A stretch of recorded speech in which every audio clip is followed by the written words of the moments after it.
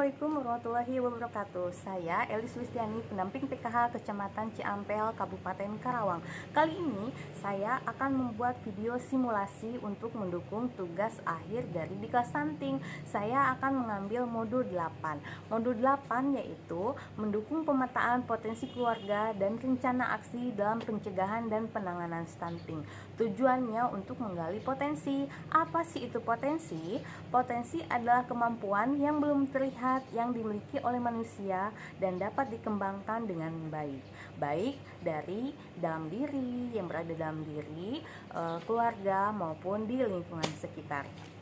Setelah mengikuti khususnya sesi 13 ini, diharapkan KPM mampu atau dapat memetakan potensi sumber daya lingkungan sekitar untuk melaksanakan rujukan dan penanganan stunting dan mampu melaksanakan komitmen sesuai dengan rencana tindak lanjut.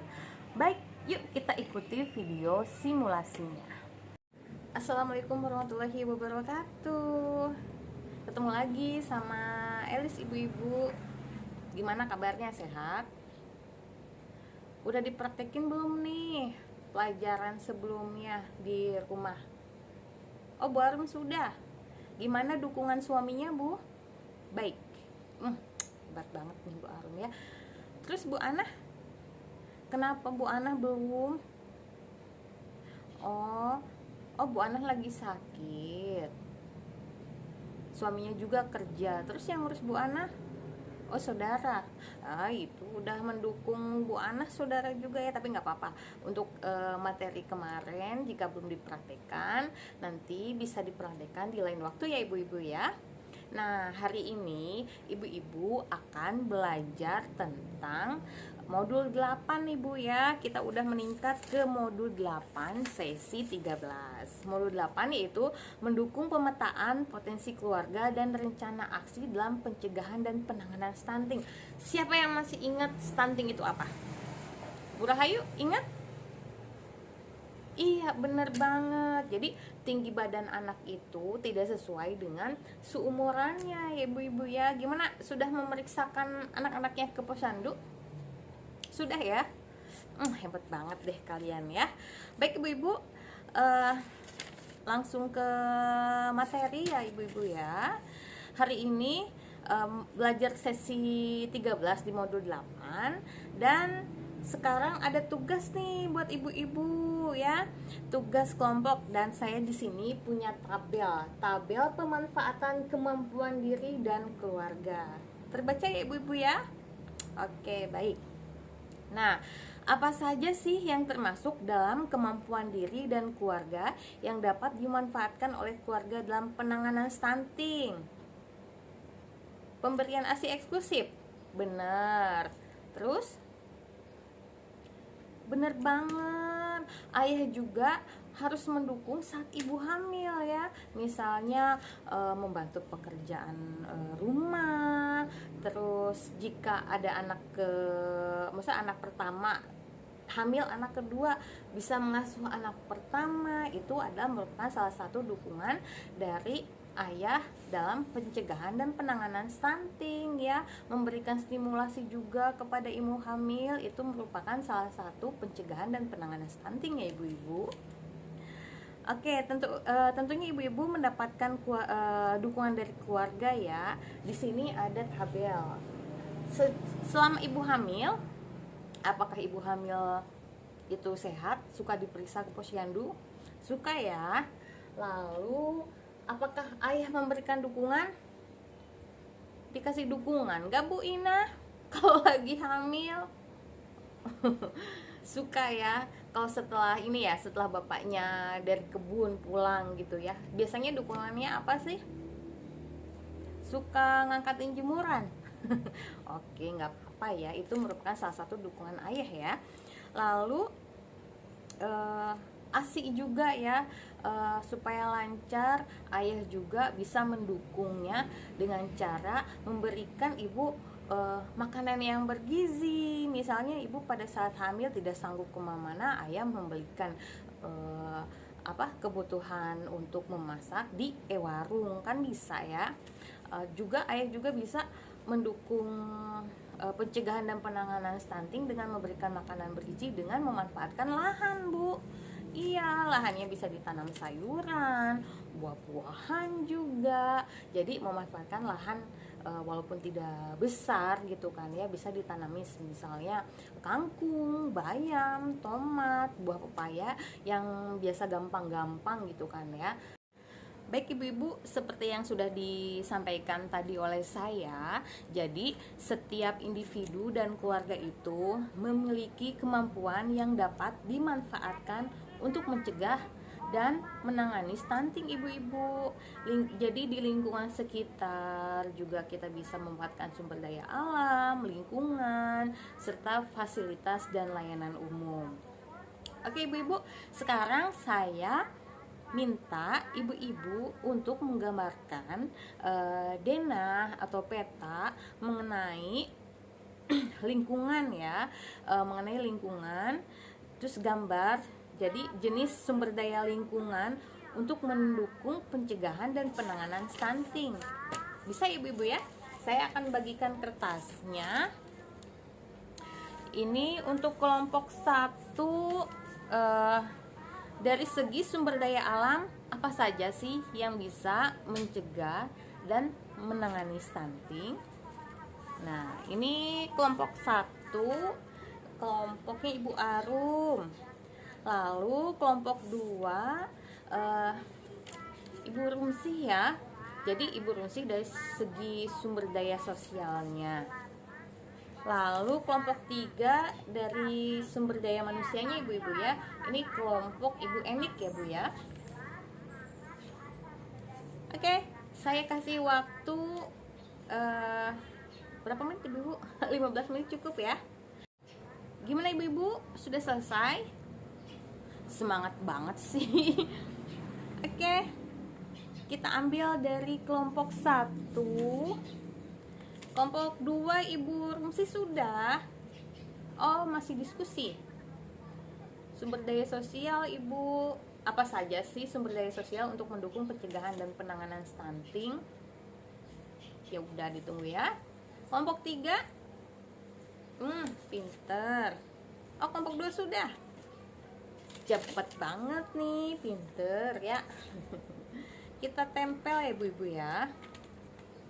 Ini kelompok 1. Lalu jangan bertumpuk Bu, jangan berkerumun. Tadi pada cuci tangan tidak? Cuci tangan ya. Ini kelompok 2. Lalu ini kelompok 3.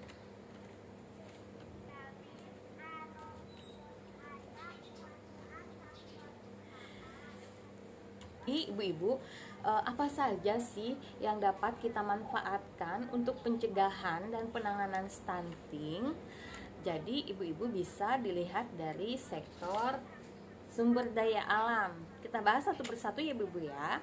Nah, sumber daya alam, manfaatnya yang pertama, menanam sayuran di pekarangan rumah. Kelompoknya Ibu Arum ini.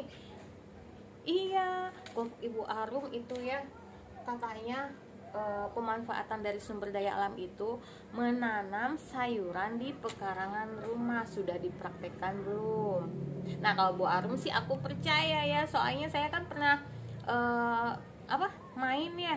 Ada tanaman seledri, ada tanaman daun bawang, bahkan ada buah apa itu, jambu kristal ya.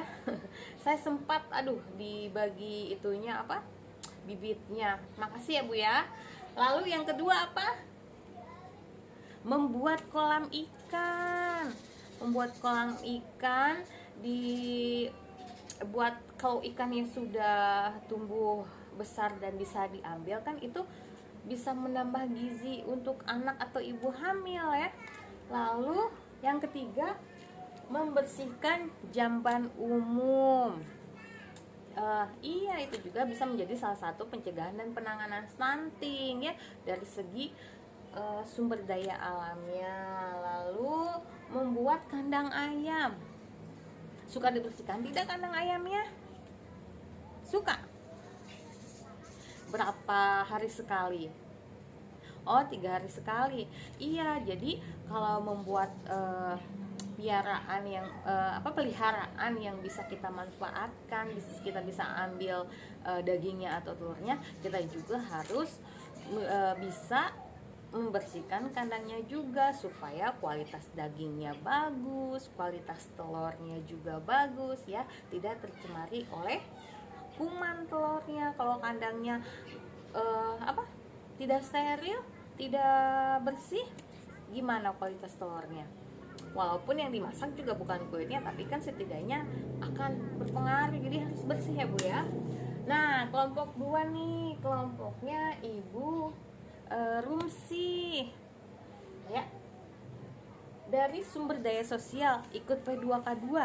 Nah, kayak sekarang kan ya, mengikuti P2K2 lalu menjadi kader posyandu. Wah, ini nih yang jadi kader posyandu siapa? Bu Ina anaknya ya, jadi kader posyandu, hebat banget. Lalu bapak-bapak ikut membersihkan lingkungan sekitar, biasanya Jumat bersih ya ibu-ibu ya. Lalu yang keempat, membeli bahan pokok di e-warung. Nah, yang dapat bantuan BPNT siapa? Bu Arum, Bu Rumsi dapat, Bu Ina, oh hampir ya. Iya, jadi ketika ibu mendapatkan bantuan sosial berupa PKH atau BPNT, ibu bisa membeli bahan-bahan pokok yang penting ya buat keluarga ibu di e-warung. Lalu yang ketiga dari sumber daya manusianya, suami istri, RT RW ya, kader posyandu juga, pendamping PKH, PKSK, lalu dokter.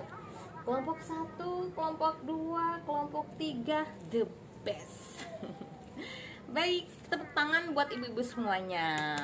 Terima kasih ibu-ibu ya sudah memberikan masukan tentang pencegahan dan penanganan stunting, baik itu dari sumber daya alam, sumber daya sosial, dan sumber daya manusianya. Pokoknya kelompok 1, 2, dan 3 itu hebat. Iya, pikirannya sudah jadi pinter. Jadi ibu-ibu itu harus pinter supaya bisa mendidik dan mendukung anaknya ya. Kalau ibu nggak pinter, hamil tidak tahu pengetahuan tentang stunting, bagaimana?